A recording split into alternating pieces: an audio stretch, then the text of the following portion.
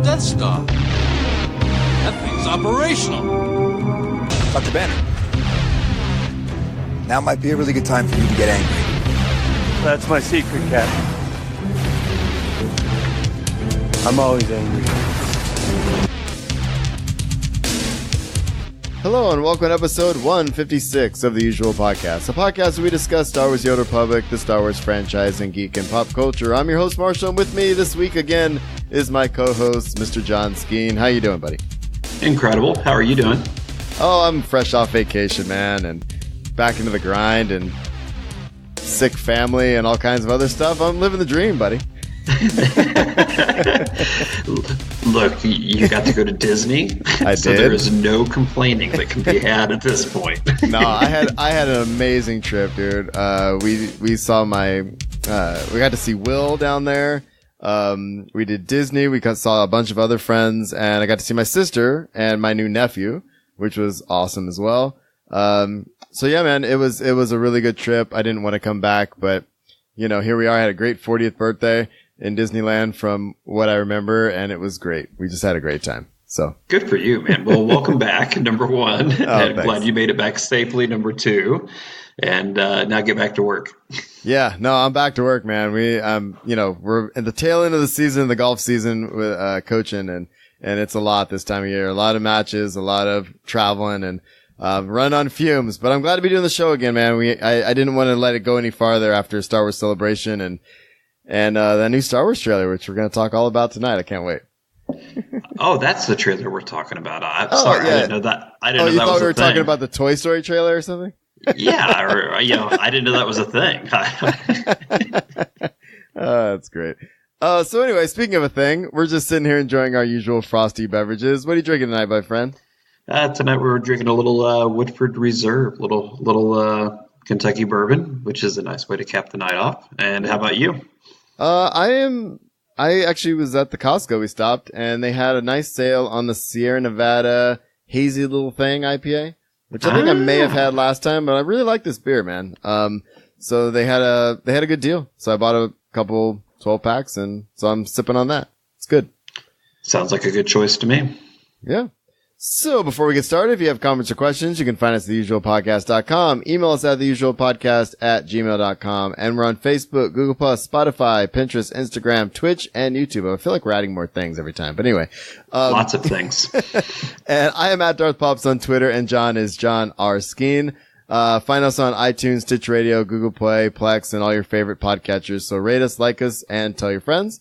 And of course, we have a lot of stuff coming up, including Star Wars. I almost said Star Wars Celebration. We have our Pucked 4 Cantina in San Diego, so I'm throwing it out there right now at the top of the show. If you have an idea for a t-shirt and you're a fan, please go ahead and submit that. Email it to us at theusualpodcast@gmail.com. All right? Timestamps in the show notes for non-SWTOR fans.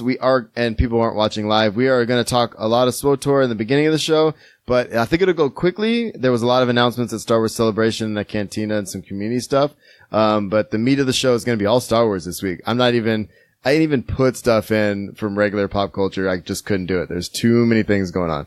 So we're going to stay in Star Wars and SWTOR this week. So if you're here for Marvel talk and stuff like that, come at us next time, because we're going to be talking Avengers. I know it. I can feel it. 1 week. 1 week. Man, a week from today. I'm hoping to go to the Thursday show here. I'm really hoping. So many good things. I can't wait. All right, man. So let's see. Thanks to the chat room for everybody who is there. There's a bunch of people in there. I think we got raided right before this. Sorry for the technical problems.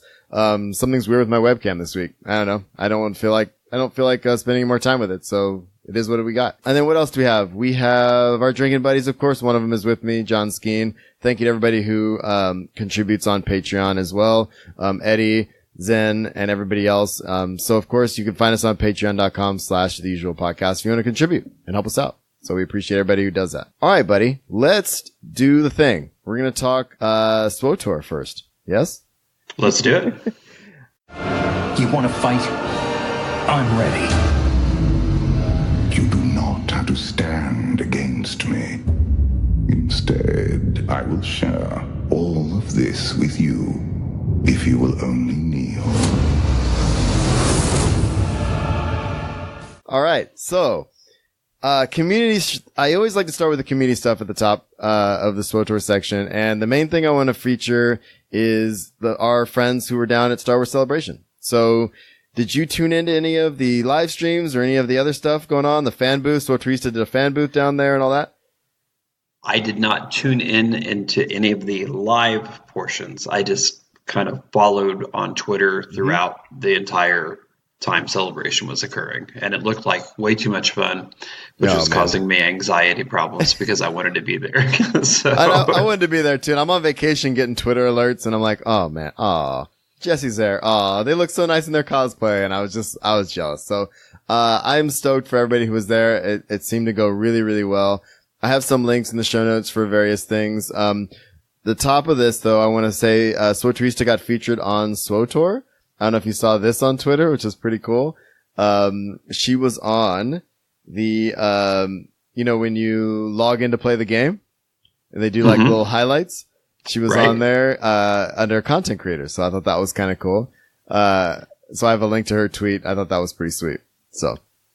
No, good for her. She's such a valuable member of our community and always contributing things. So I'm really happy that, she's kind of getting recognized now. Well, I agree, man. And it was a blast hanging out with her. She came down for, San Diego Comic-Con last year. She's coming down again this year.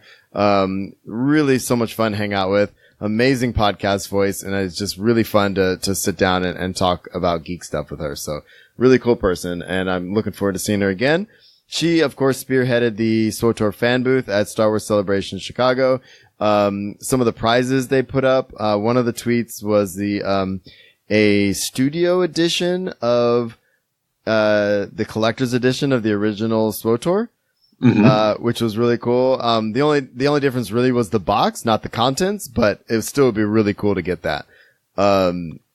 And I also put the streaming schedule in, that they posted before. And the main reason I did that was because if you go to these folks' YouTube channels, Twitch channels, you can find what they streamed. And I think that's really, really important. I know they had a booth. They gave out pins and all kinds of cool stuff. And I just think, everything they're doing for the community, and everybody who helped out with that is amazing. And I wish I could go, but, as I don't know if I want to say as a, transition into next time. The next one is in Anaheim. Star Wars Celebration is going to come back to Anaheim in 2020.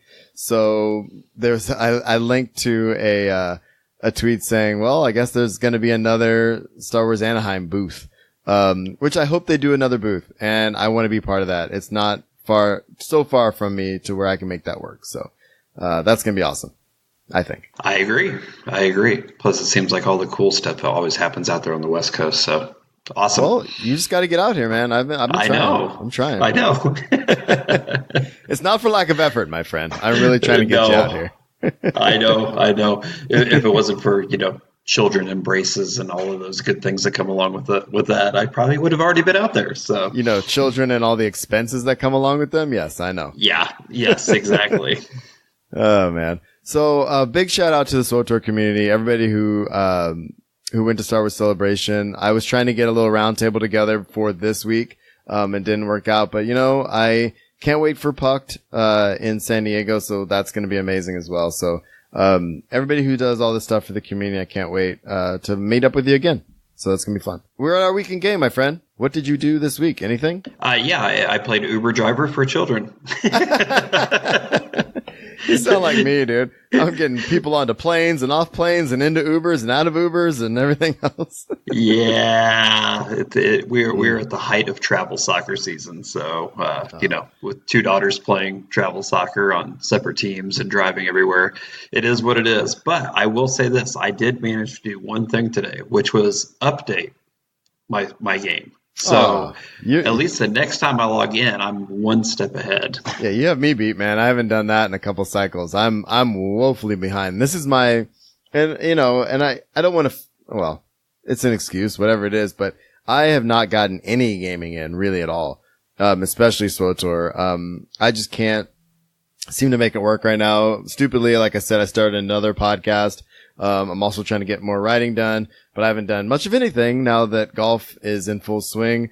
Like I said, I coach the golf team. We've been traveling a lot. I was on vacation. It was my anniversary last Saturday, which was wonderful. We've been together 17 years, married 12, and congratulations. Oh, thank you. It's been great, and we've had a lot of fun, but man, I'm exhausted. Well, I was going to say, did you get any sleep with all of those things going on? Yeah, no, very little sleep. And half my family's sick right now. So like I said, we're maintaining, dude. I listen to, anybody that listens to the show knows I'm a big fan of the, Sanspants Radio Network. And those guys, they do a show called, it might be just a Patreon show. I'm not sure, but, it's called Thumb Cramps, and they review video games and the video games that they're playing, right? Which I think is kind of cool. One of them mentioned they were playing this game Outward.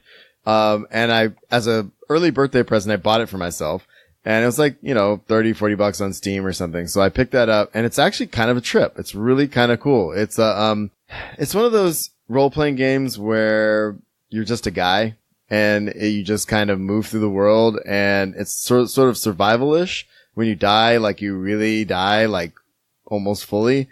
I haven't dived into it too much, but I'll come back and talk to you. But I like it. It's not graphically amazing, but it's one of those games where a small team put together, I think, a pretty cool product. So I like it. Okay. But again, I'll have to keep that one in mind. That's as much gaming as I've got in it. I'm talking like seriously 20-30 minutes.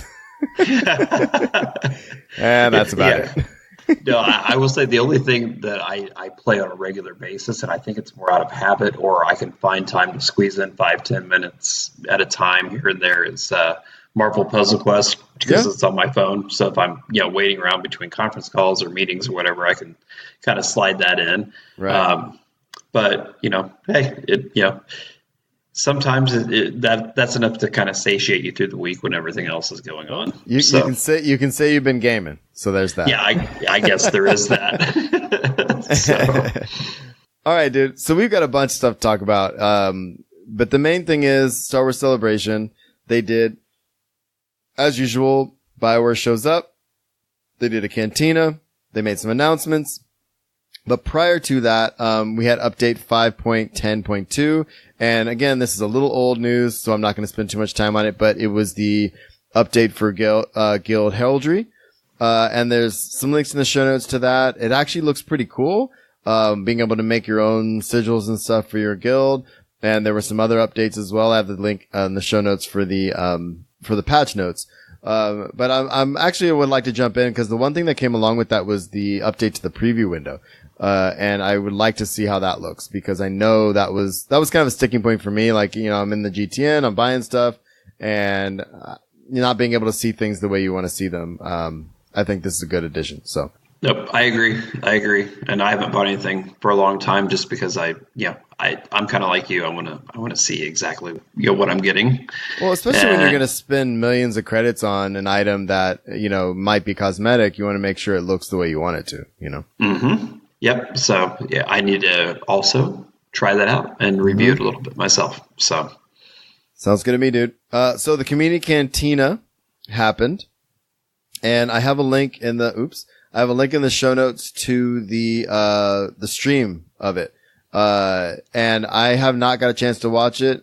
I probably won't, only in that I've been to so many community cantinas.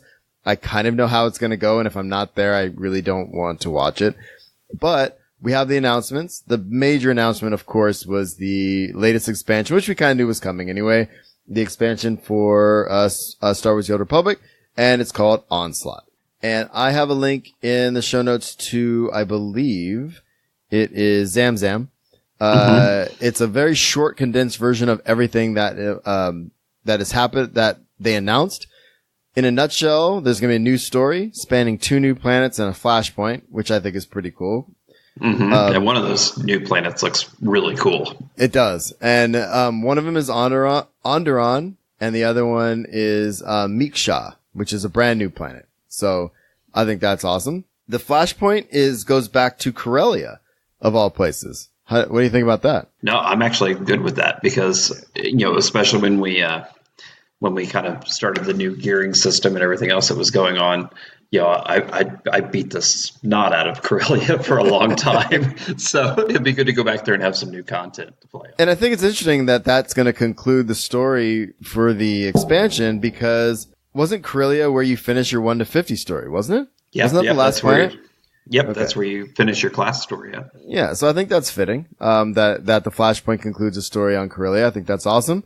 There's going to be a new operation. I'm going to say it's called Duxon. Which I don't know too much about, but I think that's going to be cool. And new operations with an expansion, I think, is super important, because they're, with expansions, they're trying to give a little something for everybody, Right. No, I mean, come on, think about it. I mean, I know this is 6.0 and it's been a long time coming, but we're getting 2 planets, new story, a Flashpoint, and an operation. Yeah. It's a big deal. I mean, that's huge. That's a big deal, we got man. more stuff to talk about. Yeah, exactly. And the crazy thing is that's a lot in and of itself. And that's kind of what we've been getting with expansions, quote unquote, lately is, we get a Flashpoint, a little story, maybe some companions and stuff like that. But, and then that other operation kind of got trickled in, Gods and the Machine kind of came through bits at a time. But having a full operation plus all this stuff, and then not to mention, they're going to have new abilities for all the advanced classes. Mm-hmm. Which is a big deal. They're going to have gear changes and itemization changes, including customization, set bonuses, and horizontal progression, whatever that means. And I can't wait to find out no more about that. Well, I'm glad you said that, because that was going to be my question to you. Is like, that's a new one for me. So I honestly think it's going to be more like a skill tree sort of thing. Like you get one thing and then you move to another thing. You know what I'm saying? You got to kind of move up. Is what I've been gleaning from various sources, and then also a new species, which is going to be good for the role players, of course, which is Nautilin, which I feel like has been a long time coming. I know I can think of, 5-6 years ago at a cantina, people throwing out ideas for new, races, and Nautilin was always near the top of the list. And they're going to have at least 10 color options, which is, I think, a big deal, considering Nautilin are a very varied race as far as skin tone. So that's cool. Mm-hmm. What was just out of curiosity, what was number 1? Wookiee? Yeah, people would always throw out basic speaking races. So Wookiee was asked for a lot. Vox was another one. Okay. Which the reason the Vox always got kind of put by the wayside was mostly because in lore they're so much taller. You know what I'm saying? So that kind of changed the dynamic there. But Nautilin was up there, and Rhodian was another one. But again, basic speaking. So Nautilin, I think, is a good choice. I think that's gonna be a really cool role playing choice, and also just another species choice for players like us who have plenty of alts and just want something a little different. You know what I mean? So I think that's good. Hey, Shaggy's, how's it going? And so the big one is we're finally getting a level cap increase, which makes this officially a full expansion, So it's going to be going up to level 75. One more thing, new characters select screen music, which I thought was actually kind of an interesting thing. And I think they're changing the load screen, the character select screen. I saw some pictures of that as well, which I think is going to be pretty cool. So, and the new screen music is done by Imagine Dragons. No, I'm just kidding. Wouldn't that be cool, right? Yeah, right. So you heard it here first, everyone. So I do have one thing and because this is awesome. The one thing that I hated the last time that we had a new level cap, was the abilities like popping into your windows one by one. Or you had like 2 or what I'm talking about. I'm kind of at a loss for words. It's late. But on the toolbars, they would show up and they'd start glowing for a minute and then they go away. Is that what you mean? Yeah, it's like I don't have all of my abilities as an Inquisitor that I've used for the last 5 years, but I've got 3 of them. Okay. Yeah. So hopefully it's not rolled out the same way. Maybe. I don't know. Maybe they had to do it that way. Well, it would be nice to kind of have, and you actually have a good point. It'd be nice to have a well, maybe they could do this even on the website. Say, okay, if you used to sing this symbol for this ability, this one's gone, but this is what's replacing it, or this is a new symbol for it. So when you see it, you actually have a reference point, because again, it is a little weird all of a sudden be like, wait, what the hell is this ability? You know what I mean? Right. Like, I've never seen this before, and it's in my number 4 slot, and I hit this one all the time, and why is it not doing the thing I want? Yeah, it's not doing the things. I'm mashing the button, and it's not doing the thing. I'm always mashing the buttons. Oh man, so that's a good point. Actually, maybe that's something we can bring up at Pucked. That's a good idea. Okay. I'll throw that out to the group. Remember that one. All right, man. So it will be on the PTS sometime this summer, and the release date's going to be September 2019, which is going to be awesome. And of course, the cost is free for subscribers. So if you're subscribing, you're good to go, and it'll pop in when it's time. So awesome. Any initial thoughts on this expansion, dude? It's pretty cool, right? So I'm easy, so I get excited about when we just release bits and pieces, or going back when we're releasing a chapter at a time, each month or whatever it was. Oh, those are the days. Yeah, I got excited for that. So all of this, I'm like, are you kidding me? This is I'm super stoked for it. How about you? And same here, man. And I think this might be, because I mean, obviously in the last year, I haven't been able to play as often. Our raid group hasn't been getting together, and there's a lot of things that haven't been happening. And it's not that I'm not happy with the game. I love Star Wars: The Old Republic. I've been in this community forever. But my whole thing is I don't have that much time to play right now, and I want something to really bring me back. I haven't come back for the last couple content releases, and I haven't unsubbed. I mean, I'm still paying my money because I do pop in here and there, but for me, a full expansion, especially leading up to into the summer, will be nice, I think. So the other thing that we don't want to forget, that Star Wars Celebration came out.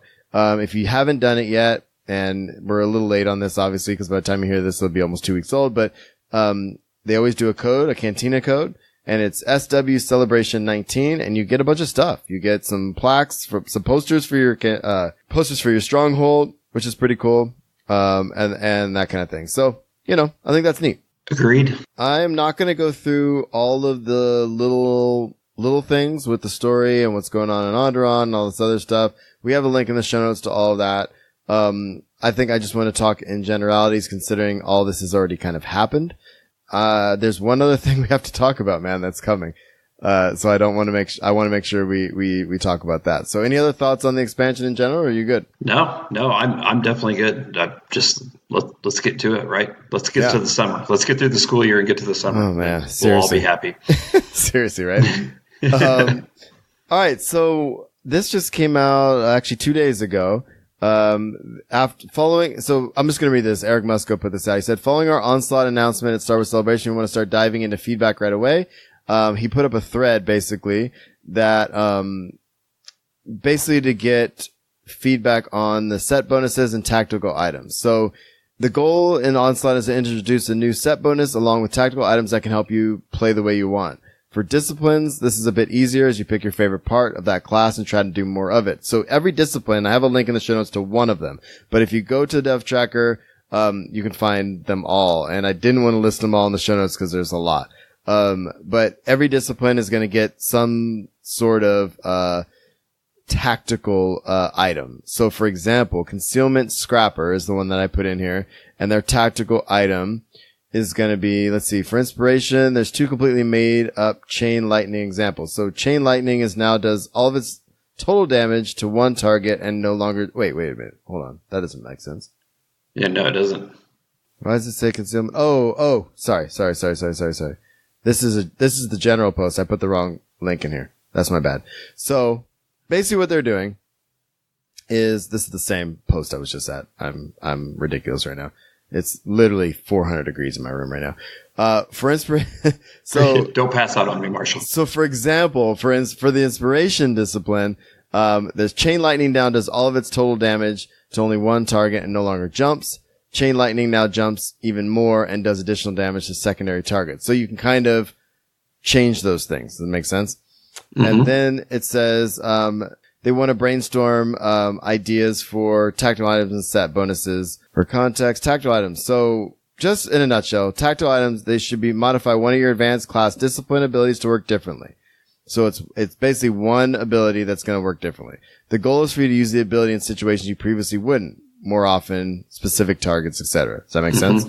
Sure. And then the set bonuses, they should be focused on the broader kind of tools your class uses, but not specific abilities. Some examples are sets that center around bleeds, force damage, lightning, shields, cover, and so on. So Eric set up this thread to basically brainstorm general set bonuses and tactical items you would like to see in the game. So that's a long, convoluted version of saying what I just said. Right. But here's the cool, and by the way, you're doing a great job tanking this podcast. Yeah, thanks, buddy. So here's the thing I like about it, and maybe it's the HR guy in me, but they're taking feedback from the community, and they're asking, and it's not just us giving it; they're asking for feedback, which I don't know, if a lot of other games actually do that. Well, they're asking for ideas too.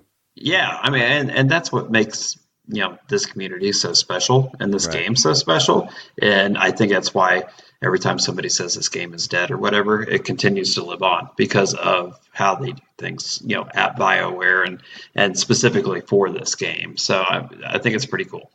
I agree, man. And speaking of what you just said, they also started another thread, and they want to gather feedback from people early and often. So to start off, they want to dive into brainstorming ideas for both new sets for tactical items, and they have one for each class. So make sure that, it says, please head to your respective class forum where they have made a thread for each discipline to find the details. So they're basically, you can dive right in. If you only play one spec, go into that and put in your ideas. I think that's super important. So cool, man. I'm good stoked. Stuff. I think this is a really good thing. Yeah, me too. Me too. Beyond a good thing. and we've known this was coming, and everybody is like, well, of course they're going to announce 6.0. And yes, of course they're going to announce 6.0, but I don't think people thought it was going to be quite this much.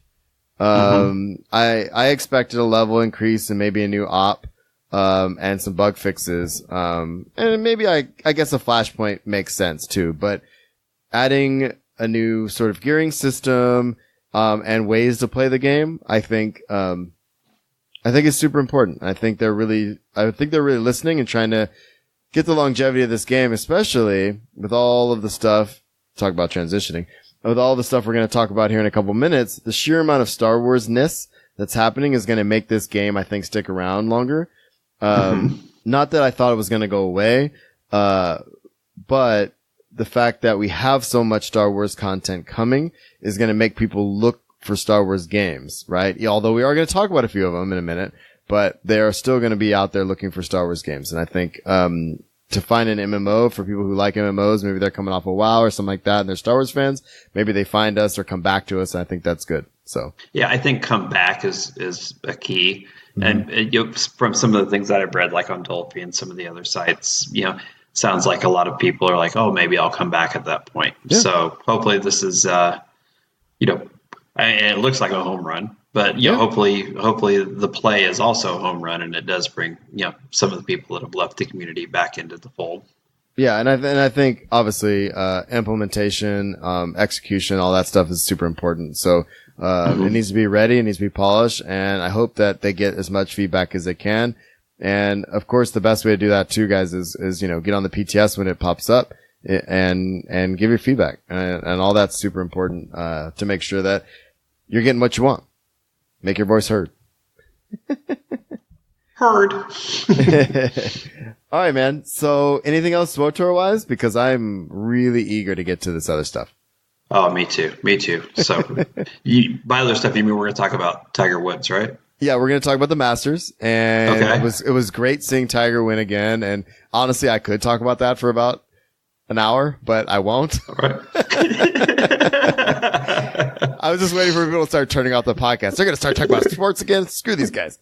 We're talking about golf? No. What? and granted, I could talk about golf all day long, but I will not.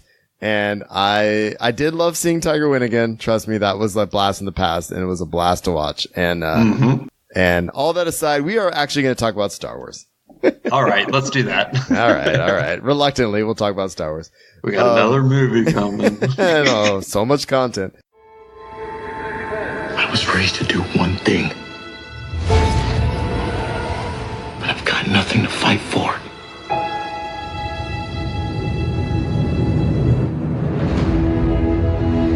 Nothing will stand in our way.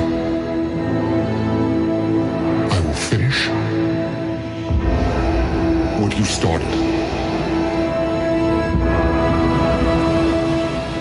All right, man. So we obviously Star Wars Celebration was last week, and there was a ton of stuff happening. We talked about at the top of the show that Star Wars Celebration is returning to Anaheim in 2020, which makes me already start to think about what I'm going to do in order to make that happen.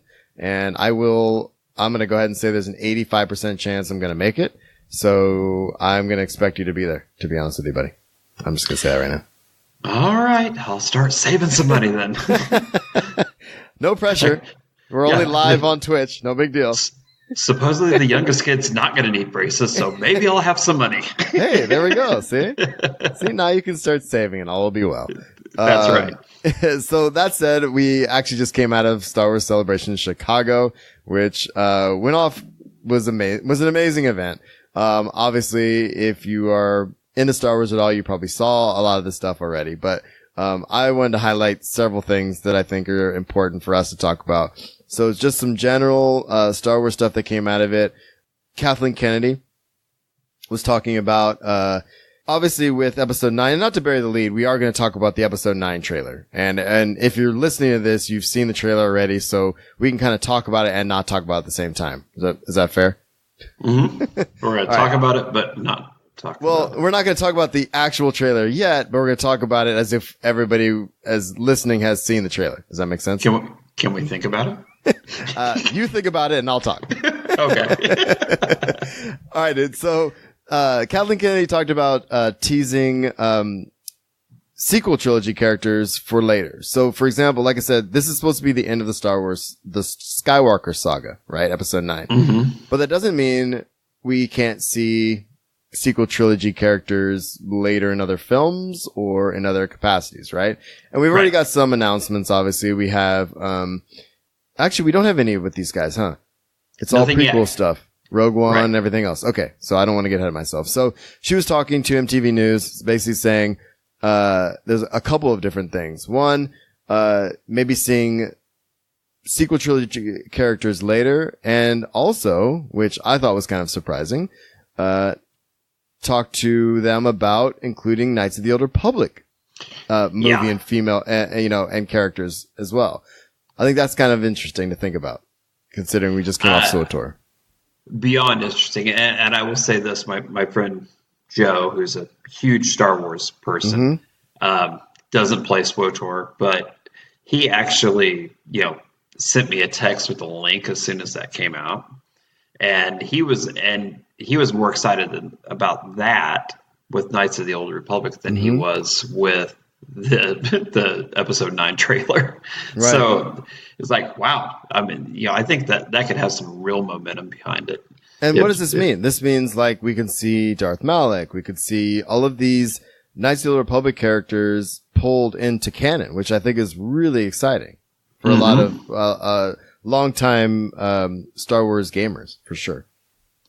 Absolutely. Yeah. I'm that really fired me up too. So that would be pretty cool if that's, granted she's just talking. You never know what can happen between now and then, but, but they could finally maybe go to the Revan thing or something else. I mean, obviously SWTOR has played with this a little bit because that's kind of coming on the heels of Knights of the Old Republic. But I mean, to have some of this in canon, we've already seen Darth Bane canonized. We've already seen some of these other things pop in and out of the animated series and stuff like that. It would be nice to see some of that on the big screen in some capacity, or of course, and we'll talk about it later on Disney Plus in some capacity. So the sky's the limit. The Star Wars universe is vast, man, and obviously they're exploring other options, and Disney can tell a decent story. So I have confidence that they'll do okay.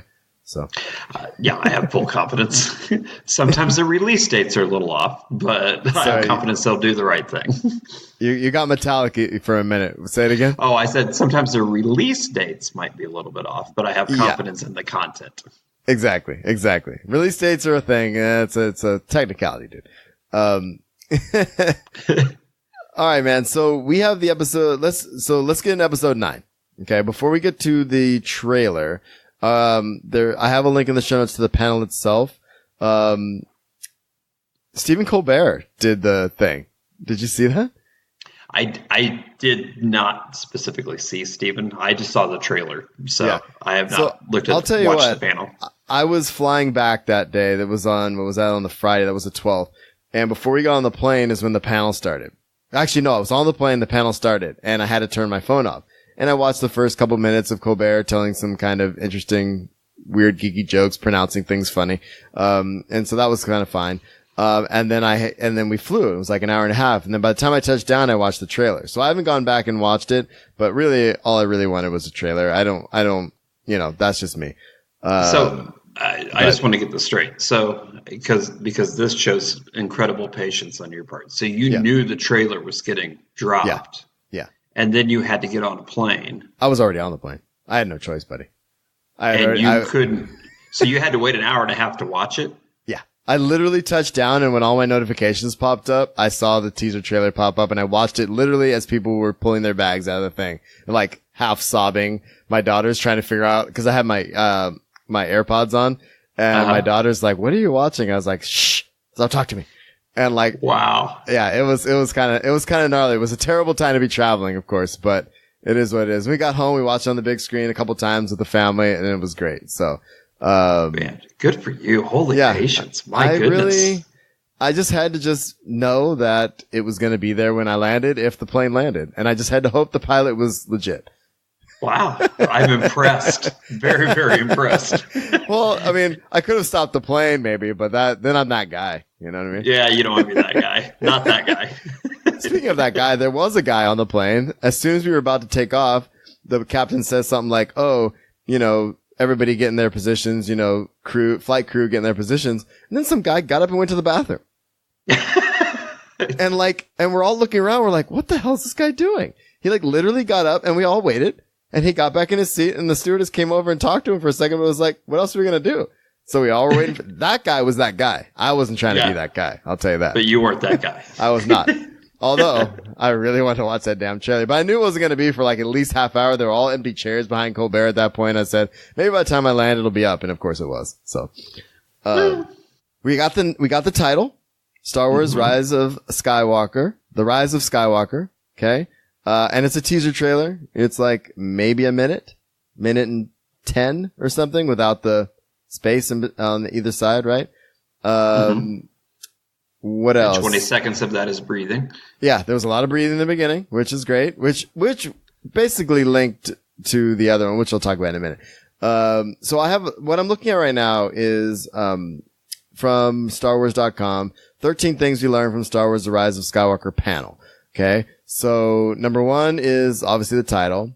Number 2, the filmmakers continue to work on the movie and can't wait to share with the world, etc. That makes sense. Number 3, and I have a link to another article where JJ talks about this, but it's not like episode 8 where it literally takes place a minute later. You know what I mean? Cause you end episode 7 with, Rey handing the lightsaber to Luke. This one, some time has passed in between, 8 and 9, which is what they're letting us know. Okay. Let's see what else we have. Number 4, real world feel was important to Abrams, and that's kind of how he always is. He's big on practical effects and all that kind of stuff. And obviously we saw Carrie Fisher, which is number 5. Her presence is especially meaningful now, of course, that she's not in the world with us any longer. Thus the tears. Yeah, I know. God, that was hard to see. Yeah. And then number 6, BB-8 has a new friend, and you do see that little moment where, you see the little head tilt from BB-8, and then there's this little, I don't know, it looks like a wheel with a head on it. I don't know. I didn't even catch it at first. And then, when I was reading some of the material associated with it, I went back. I'm like, oh, yeah. I guess I missed that. Well, I saw it the first time and I was just like, the only reason I noticed it was because it did the kind of same head movement that BB-8 did. And I'm like, what is that little thing? And so I guess he has his little friend with him. And, what else do we have here? Number 7, who is Jana? And let's see. She is, I want to say, so this is the character played by Naomi Aki. Aki, I think is how you say it. And people are already, I don't know, putting out there that it might be Lando's daughter, right?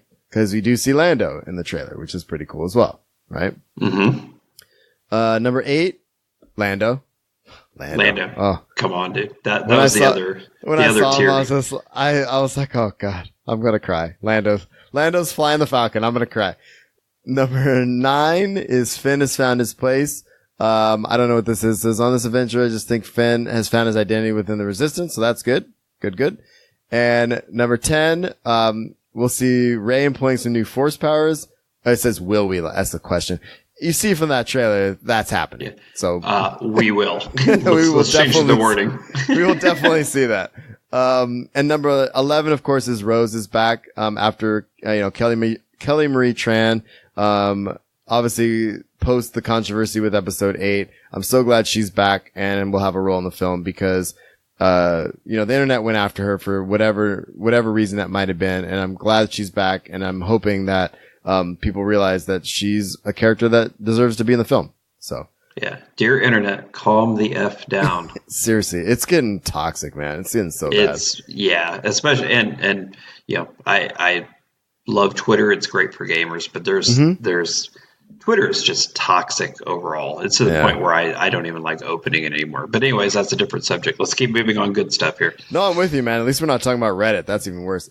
Yeah, right. True. That's like the wild, wild west of the internet. Exactly. Number 12, it says, is Poe a better pilot than Han Solo? And it says, Colbert raised a near blasphemous question to Oscar Isaac. No one can pilot the Millennium Falcon like Han, he said. However, Poe can fly anything. I'm just saying, Poe is a better Uber driver, which I think is pretty funny. And of course, number 13 is the new teaser poster, which looks legit. The blue writing, Rise of Skywalker, and it just says December. I'm over the moon, man. I cannot wait for this all to happen.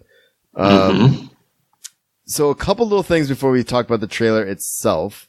And, let's go through this. So J.J. Abrams, he consulted with George Lucas, which isn't really a surprise, when he decided to go and write, The Rise of Skywalker. It makes sense that he went back and talked to him.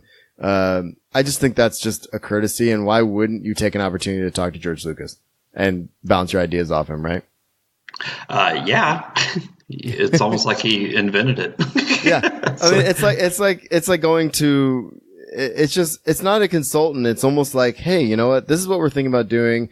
And you started this whole thing. Like, what do you think of this? I think I would love to be a fly on the wall in that conversation. It'd be really, really, really cool. And so JJ also talks about why it's called The Rise of Skywalker. I don't know if you want to go into this or not. How do you feel about that? So when I first, obviously I hadn't read all of the articles associated with the release. When I first saw it, I'm like, oh, okay.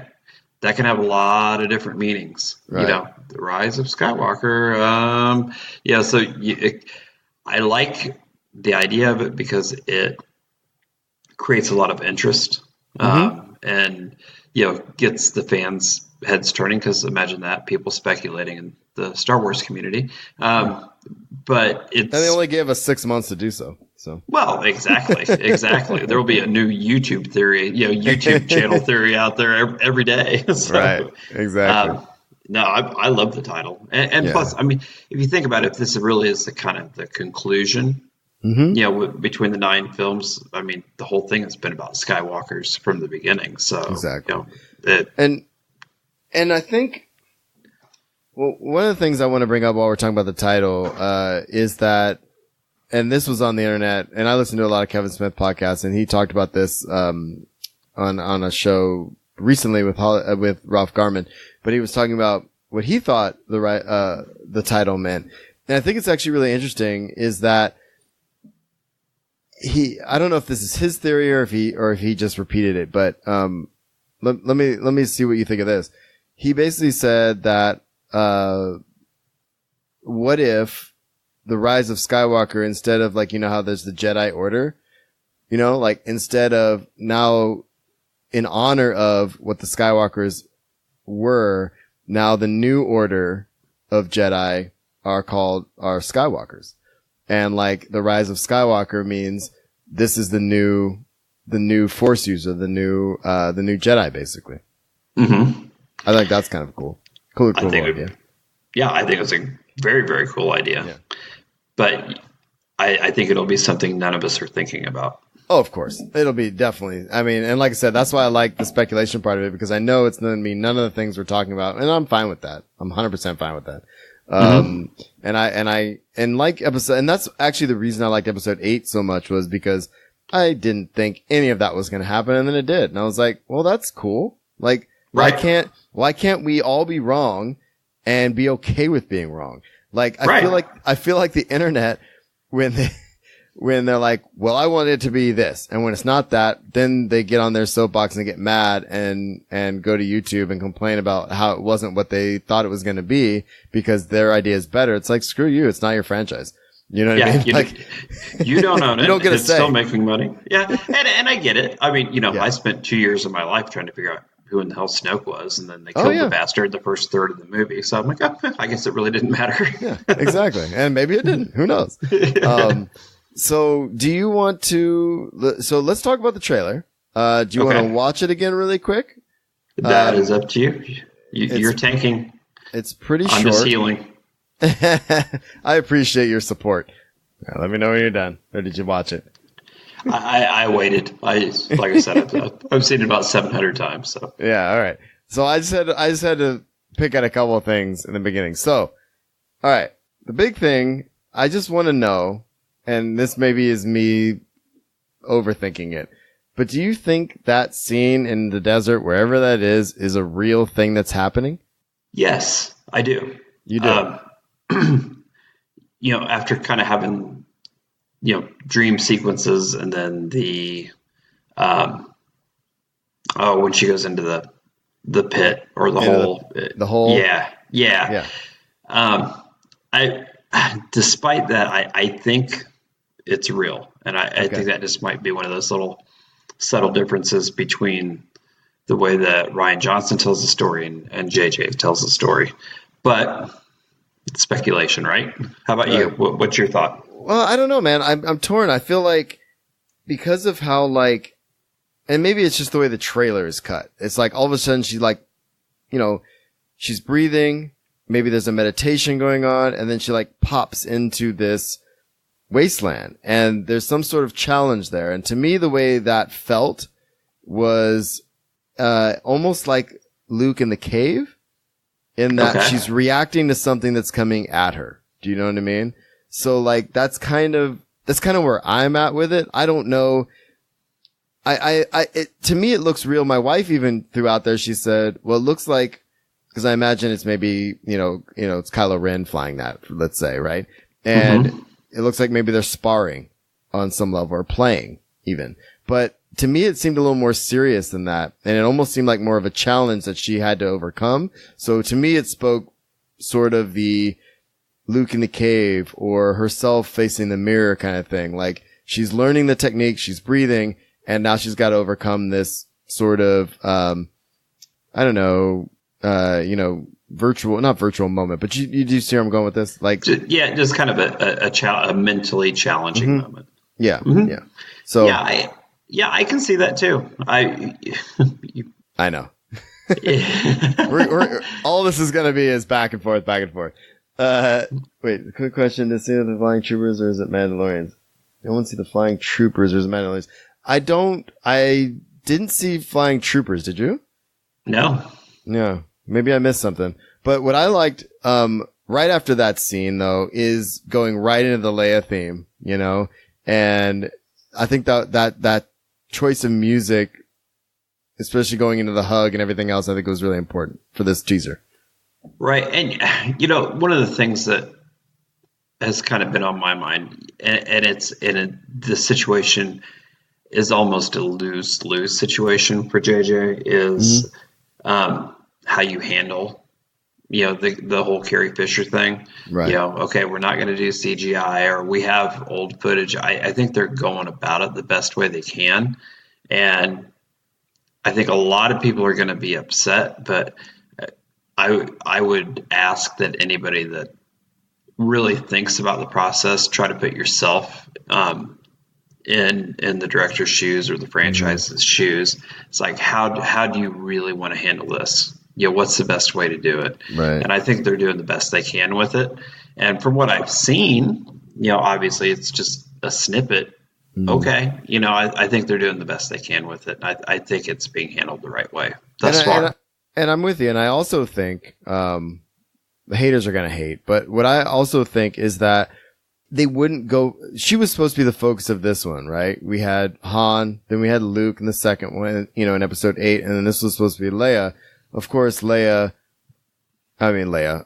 Fisher is gone, right? So I don't think JJ would have gone forward with the film with that in mind, with her having a role, unless he was able to pull it off without and doing it in the right way. Does that make sense? JJ is so meticulous when it comes to these type of things. So I don't feel like they would have, I'm not worried about them doing it in the wrong way, if that makes sense. You know what I'm saying? Mm-hmm. No, it makes perfect sense. So the jetpack, when you see the puff of smoke and you see the speeder and that puff of smoke after the big blast, you see it for a second, you see flying troopers. I'm going to have to go back and watch. Let me mute this real quick and see if I can see what he's saying. After the big explosion. Oh, so while I'm panning through this, I will go back to that, Shaggy's. Don't worry. So there's the grip on the control stick in the TIE fighter that's attacking her, obviously. I'm just assuming it's Kylo, right? Yeah, it looks like his gloves. Right. And then you see, after they say this Christmas thing, then you get that scene where he's taking someone down. Now, I don't know what's going on in that scene. I don't know if we want to break this down scene by scene, but there's really not a lot here. But after the big explosion, okay, let's see. Yeah, I like that scene where he's taking somebody down because he's doing it with the side of the lightsaber, so the hilt piece there. Yeah. And that's pretty cool. Yeah. That's because we really haven't seen that come into play yet. So I do see what Shags is saying. They are not. Shoot, it's actually kind of hard to tell. At first, I just assumed they were on speeders because there is a speeder below it. So I think that's what it's going on. It's just the way that it's cut. I think it looks like they're on freaking broomsticks now that I stop it. So I don't know. I don't know if they're going to go with Mandalorians though. Do you? Maybe. Well, they're in the desert. There's one speeder on the ground and one above. And then, yeah, I don't know. They could be jetpacks. I'm not sure. Yeah, I got it right here. I've looked at it a couple times. I don't know. It's hard to tell even when I stop it, just because of the way the digital effects are. So, I don't know. Okay. So what else? Let's talk about this. What else we got? So go ahead. I would say, the raft / barge there, that C-3PO's riding on. Yeah. I mean, what you talk about an ode to the original trilogy. That's a great little homage to the sand barge on Tatooine, right? Mm-hmm. Absolutely. I'm like, wow, wait a minute. Did they cut that out from something? Right. And I love Kylo putting the helmet back together. That's just, and to me, like a lot of people are saying, oh, does the title mean, he's gonna, redeem, there's redemption or whatever. And I've been saying this since I've had this podcast and since these movies started coming out. I do not want to see him redeemed. I don't want to see him come to the light side at the end. I think if he's decided, he made his decision when he killed his father, and that's it. That's what I want to see. I don't want to see, because look, obviously he could easily come back. I mean, Vader killed millions of babies, right? I mean, I just don't want to see, I want to see dark stay dark for once. And I want to see Kylo make his decision. He puts his helmet back together and he needs to be defeated. That's what I want to see. And I see that as him embracing his dark Exactly. side. Yeah. A full embrace, and let's just do it. Yeah. And really, if you think about it, at the end of episode 8, with the way that he was having, all the heavy artillery fire on what he thought was Luke at the end, I think he's already done that. He's already embraced it. So I mean, he was already okay with killing his father. He was okay with killing Luke. It's fine. I think he's already there. And obviously, if you watch the prequels, and I think why this is actually kind of a little more poignant is the prequels show Anakin uncertain a lot, right? I feel like Kylo is only uncertain. I wouldn't even say he was uncertain before he killed Han. I think he was just thinking. I think he was just like, well, am I ready to go this far? And he's like, yep, I am. You know what I mean? I didn't see him hesitate too often. You know what I mean? In his conviction to the dark side, The only uncertainty that I've ever seen out of him, or that I can point to off the top of my head, is when it comes to Rey. Exactly. And that's it. Other than that, I think he's been kind of dark side the whole time. And I think he's killed 2 people, including his own father. The only thing he hasn't done is kick a puppy. So exactly. And he's got time. Yeah, you never know. But I think the uncertainty with Rey was almost in that more of a calculating way. Part of it was confusion because he didn't know what she was. And then once he kind of figured out what she was, it was more kind of like, almost like the Emperor in a way, which we'll get to in a minute. Almost like the Emperor in a way where he was like manipulating. Like, hey, you need help. Let me help you. Right? And I think I feel like it wasn't so much hesitation, it was more calculating, like, how can I get her on my side? Cause she's very powerful. You know what I mean? So. Nope, I'm with you. That's my take on Kylo. Plus, if he turns light side, I'm going to be mad, but I'll be all right. I mean, if it serves a story, it serves a story, but I just want someone to stay bad for once, Just for once. All right. So we have one more scene a couple more scenes to talk about, but really, we saw Lando. We saw we saw Chewie and Lando flying the Falcon, which was awesome. We see the barge with C-3PO and, Poe, and it was, Rose, right? On there as well? Or was it Finn? It was Finn. It was Finn. Okay. The other thing that I want to throw out there, of course, is the medal. Okay. There's the medal in the hands of somebody. And I like to think that's Han's medal, and that's Leia kind of fondly thinking of him. You know what I mean? The medal he got at the end of episode 4. That's just an assumption because it does look like that to me. Any thoughts on that? No, I think that, was it episode 4, episode 6? No. Well, yeah, no. At the end of episode 4, remember they got medals after destroying the Death Star? Yeah, sorry. Right. Nope. Sorry. It's 12:25 a.m. No, I know it's late. I'm trying to wrap it up, dude. I'm getting on a tangent. No, you're good. No, I'm with you. It's going to be interesting to see how it all ties in. Yeah. And I don't, the challenge of this whole thing is amazing. If you think about, you've got to follow up Rian Johnson, which was a different director. You started out with a different director on this film, and you've got to wrap up not just, a film, but basically the end of this trilogy in kind of a way if you're wrapping up the Skywalker saga, you're wrapping up 9 movies. Yeah. And it's a big task. Yeah. Holy smokes. More power to him. More power to him. So there's only 2 more things, I think we should talk about. Obviously is that last moment where you have the voiceover. It says, nobody's really gone. Right, I think is the line. And then in the background, you see the remnants of what I can only assume is the Death Star that was destroyed in episode 6. Is my assumption, because maybe. Are they on Endor, or is this remnants of the first Death Star on Yavin? I mean, I don't know. I mean, there's a big chunk of this thing sitting there in the background is what I'm saying. Was there more than 2 Death Stars and we just didn't know about it? then there's that too. So I don't know. So there's some sort of either destroyed Death Star in the background, and then Rey's looking on, and then there's the voice, that says, no one's really gone. And then you hear the cackle, obviously, of the Emperor, right? Which got me. I was like, oh my God. Unfortunately, one of my friends spoiled it for me. He texted me while I was on the plane, and I got that text when I got off. And he said, what was the laugh at the end? Was that the Emperor? I was like, you son of a goat. I was like, how dare you? And I was like, spoilers, bro. I haven't watched it. Anyway, the bottom line is, that's a trip. And I would like to see the Emperor tied in the whole time in some way. Snoke, Kylo. I mean, these are the things that were really powerful, I think, in the EU novels, is where the Emperor or someone that powerful had their hands in everything for long periods of time. Even though you don't see the Emperor, he's supposedly dead in episode 6.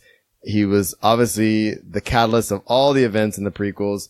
Why not have him be, have a hand in all the stuff in the sequel trilogy as well? So, well, in a way, it kind of makes sense because, if you read any of the comics, and I'm woefully behind on the comics, you and me both, brother. you had the clone / droid, that was the Emperor in that. And then you also had those in the Aftermath trilogy, right?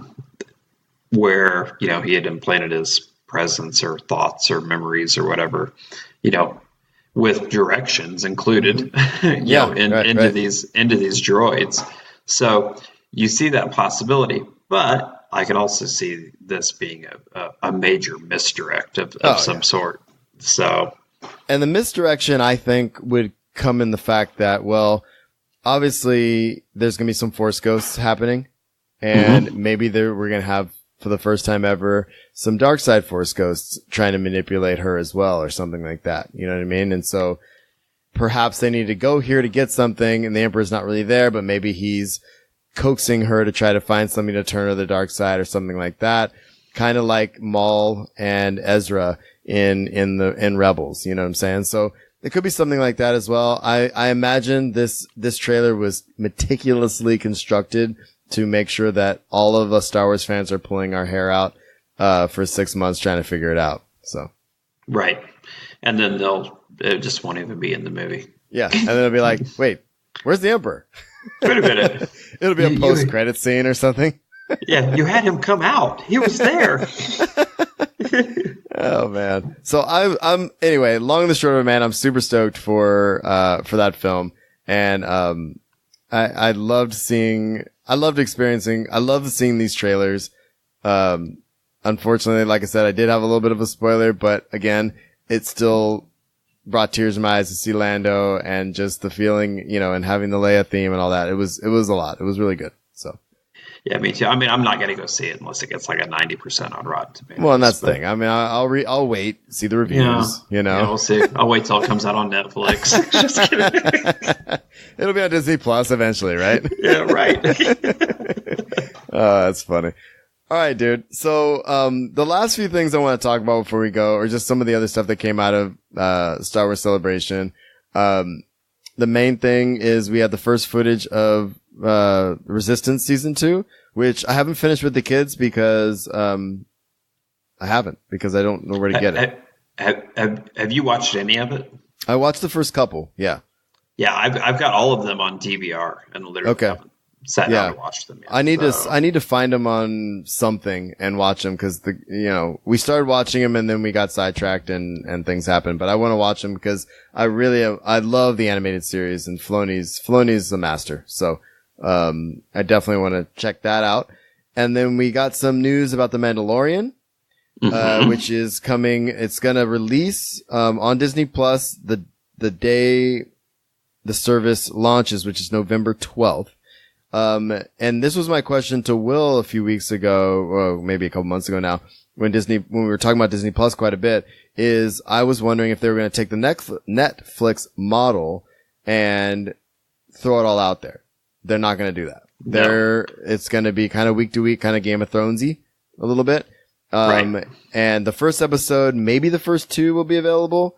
when Disney Plus launches, but it's not going to be binge time. Which is fine with me. I'm totally fine with it because. So yeah, I know you're kind of like me, like like when Luke Cage got released, or some of the Marvel stuff on Netflix. Yeah. The problem is I couldn't just they're like Pringles. Once you pop, you can't stop, right? Right. I can't stop at just Yeah. one. I gotta see the next episode.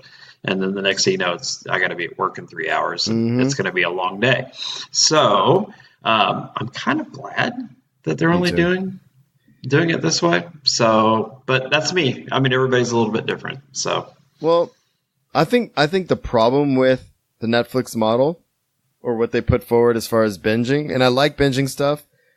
My issue is there's too much now, and I haven't. Like I said, I'm behind. I haven't watched season 2 of Jessica Jones. I haven't watched the last season of Luke Cage, I don't think. I fall behind on stuff because, oh crap, it almost feels daunting. Shoot, I have 12 episodes to watch. You know what I mean? And right. And if I don't get them all done, the next thing's going to come out and then I'm screwed. You know what I mean? So I like this better. For case in point, Game of Thrones. If I would probably not have slept the night Game of Thrones came out if it was all in one shot. You know what I mean? And it's not. And my wife and I watched it the next day. It was wonderful. Can't wait for next week. And I know it's coming and I'm going to make time for it. You know what I mean? I don't know when to make time for 12 hours of Luke Cage. You know what I mean? Right. In light of all the other things I'm trying to watch. Do you know what I'm saying? Right. And when Disney Plus launches, we're going to have new Star Wars content. We're going to have every Disney. There's a whole list of things that I was going to go through that I may not do tonight, but all of these things are going to be available out the gate on November 12th. It's going to be an onslaught. Yeah, I brought it back. An onslaught of content, from Disney alone, not to mention all the other stuff we have coming down the pipe, like, new Stranger Things and all these other things that are coming. So I'm fine with this. I'm 100% fine with this. And when it comes out, I'm definitely going to watch The Mandalorian, and then I'm going to see what else they have. I don't want to feel like, shoot, now I have 12 hours of The Mandalorian to watch, and I haven't even touched on what else Disney Plus has to offer. You know what I mean? Right. No, I'm totally with you. And this is why, I'm behind a year or 2 years on Arrow and on Flash, because I know how I am. I dread it. It's like, I We used to be so good with watching those shows, and I'm 2 years behind on those as well. Right. We're at the point now where I feel like there's too much stuff. And it's not a bad thing, but now I have to pick and choose what am I okay with not watching, so that I can watch what I'm not okay with missing. Does that make sense? It makes perfect sense. and the other thing I want to say, and I don't want to get us too far off track, but no, you're fine. Were you as surprised as I was at the price for Disney Plus? I was, and I was happy about it, but also and I hate to say this is diabolical Disney. Like, to go at that low of a price point, you'd be a moron not to do it for that much content, especially just for the Star Wars content alone. That price point, because what is it, like $6, something like that? $6.99. Yeah. $6.99 for $7 a month. You get all this new Star Wars content, plus pretty much everything Disney has done to date. That is insane. That will, and with the promise of all of this other original content to come. So the problem with that, the thing is, that's diabolical Disney. That's like, they're willing to operate at a loss for years to compete with the other streaming services. And they will win because they have Star Wars, they have Marvel, they have, these huge franchises, plus, decades of Disney, TV, movies, and everything to throw out there for everybody. There's something for everybody. And Fox. And not to mention Fox. So it's going to be a war, honestly. Like, I don't know how Netflix and them are going to compete when this drops, man. Netflix better have, think about it. you got Netflix, you got CBS streaming, you've got all these other little streaming services. Apple's trying to do something too. Everybody wants to get in the streaming game. Disney has been plotting this out, man, and they have infinite money behind them, and it's going to be an absolute war. And I'm very intrigued to see how it goes. They've already committed $1 billion worth of original content for the first year. No one else can do that. Netflix has a ton of money too, but they can't throw $1 billion at this. No, there's no way. Netflix put Blockbuster out of business back in the early 2000s, and this may be a turnaround for them. Yeah. This is just a cycle of business, but we'll see. Don't know. It's going to be a trip, man, and I'm very excited for Disney Plus, and I'm a Disney guy anyway. I was going to do it regardless, but that price point. I mean, I spend $7 without thinking about it half the time. I think I can muster up $7 for almost infinite content. You know what I mean? Yeah, are you kidding me? Absolutely. Absolutely. So it's going to be a trip, man. So, I'm not going to talk about this, but as far as The Mandalorian, to bring it back, they're not going to feature IG-88, which is the iconic, droid bounty hunter guy. And there is a description of the first footage, but I'm not going to bring that up on the show, but that was people who were there. They gave a description or they showed him something about the Mandalorian. And there's a transcript in it if you want to check it out. It's on the show notes, but I don't want any spoilers, to be fair. And then they put out a trailer for the Clone Wars as well, which is also coming, and yet another piece of brilliant Star Wars content that's going to come to Disney Plus. So. So I want to say things like I would pay $6.99 a month just for the Clone Wars piece, but I really don't want to give Disney any ideas, even though they probably already know what I'm thinking. So I'm about to pay. I mean, in a couple days, they're going to charge me $15 just for Game of Thrones. I can deal with that. You know what I mean? Like I signed up for HBO Now just so I could watch Game of Thrones. I'm going to watch some other stuff, but that's literally the reason I did it. I have a week free trial. They're going to charge me $15 in a couple days, and I'm going to be fine with it. You know what I mean? I would pay $15 just for The Mandalorian, probably. I'm not going to tell Disney that. They're not listening, and you're right. But I would do it. This is where Comcast, AT&T, Uverse, Time Warner have all gone wrong. If they just would have offered everything, all their channels at a la carte prices. Yep. For the last couple of years, they could have competed with streaming services. Yep. Now it's too late. And Amazon is doing something very similar to that. Amazon is letting people kind of pick and choose. And I think there's a couple of other services out there like that too. And that's the way to go. People just want what they want. I don't need, sorry for NASCAR fans. I don't need a NASCAR channel. Right. No, I'm not going to watch NASCAR, but I would, if you give me for the same amount, if I can pick, 10 different channels I know I'm going to watch, then I'll do it. Right. You know what I'm saying? Yeah. And that's a totally different story, man. So I'll pay for what I'll use. And I'm not going to, like right now, for example, I have Uverse, and it's great to have the DVR, and Uverse is a good service. But I got 200 channels, and I think I watch 100. I watch 10. So there's 190 channels I'm paying for that. Why am I? That you don't need these? Yeah. So. All right, man. Well, I think massive tangent. Sorry. No, we did it justice, and I figured that's where it was going to go, and I wanted to talk about it anyway, so we're good. Really quick, as far as Star Wars Celebration, there were 3 games, announced as well, Star Wars related. But before we get to that, when I was downtown Disney, I did the Void thing with Will. Oh, did you? I did the Void thing with Will and my daughter. Oh my God, It was so much fun. It was so cool. So cool. You like that? Hopefully I didn't spoil anything for you. I thought about that last time. You totally didn't, and it was an absolute blast. I just didn't want to forget to tell you that.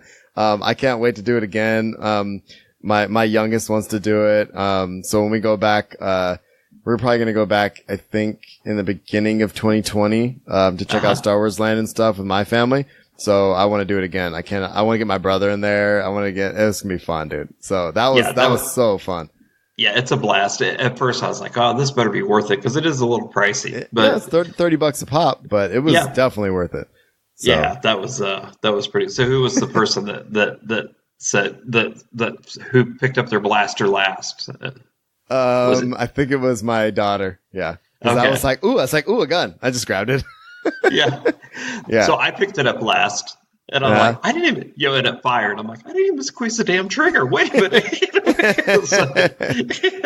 No, that was really cool, man. Really, really cool. Yeah, that was fun. That was a lot of fun. I'm glad you did that. That's cool. I did it on my birthday. That was one of the things I wanted to do. My wife asked me what I wanted to do. I was like, I want to do this void thing. We're going to do it. And so Will was going to meet us anyway. So I asked my daughter because she was 10 and old enough to do it. And asked her if she wanted to do it. She was really nervous in the beginning. She said, I'm really scared. And I was like, it's going to be okay.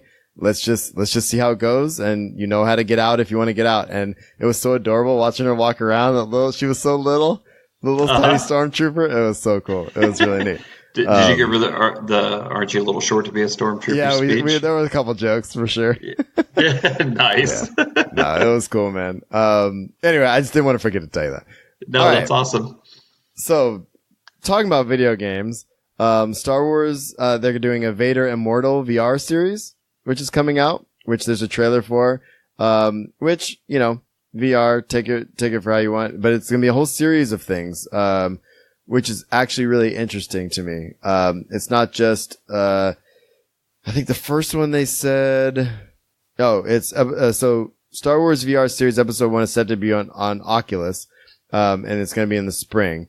And then there's going to be, I think they're going to keep doing other like scenarios or something like that as well. So, that should be interesting. I don't have an Oculus, so I don't know how I'm going to do that, but it is what it is.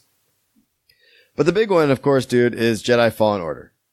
And this is the single player game from Respawn Entertainment, which they've been talking about for months and months and months and months and months. We've been speculating, and there's a trailer, and it looks awesome, and I can't wait. Yeah, me either.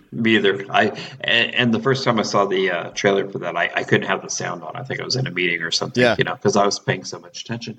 And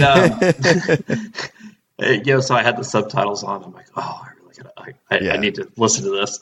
But it looks really impressive. Yeah, and I think it's going to be good, man. I think the visuals alone, the story makes sense. It's Padawan, not destroyed in Order 66, and kind of going from there. They're talking about the gameplay influenced by Legend of Zelda and Metroid, which intrigues me because I love both those franchises so much. Mm-hmm. I was a little bummed them saying EA does not have any plans to bring it to the Switch, because that's the only next gen console I have. And I was hoping that, it would come to the Switch so my kids could play it, when they get a little older, but I'm just going to get on the PC and have fun. Yeah. I mean, do that. Plus, it'll be all right. I bet you by Christmas time, you'd be surprised at how cheap you get an Xbox or a PlayStation 4. Yeah. And eventually I'm going to get something else anyway. So. Yeah. What else do we have here, dude? Pre-order bonuses, have been listed as well. So we have a link in the show notes for that if you want to pre-order it. It does come out November 15th? November 15th. Which is interestingly timed, don't you think? Mm-hmm. Considering Disney, 1 month before? Well, no, Disney Plus is coming out. Disney Plus, yeah. Okay, yeah. November 12th. Then this comes out, and then we're about exactly a month before episode 9. So yeah, timing. No, dude, timing is everything. It's almost like there's a wheel behind this, or a machine, or a brain behind this machine, or I don't know. I'm tired too. So. The antagonist, though, is going to be the second sister, which is from Rebels. Mm-hmm. Which is pretty cool, the Inquisitor. Yep, and anytime you bring an Inquisitor into the picture, I'm there. So, awesome. That's going to be badass.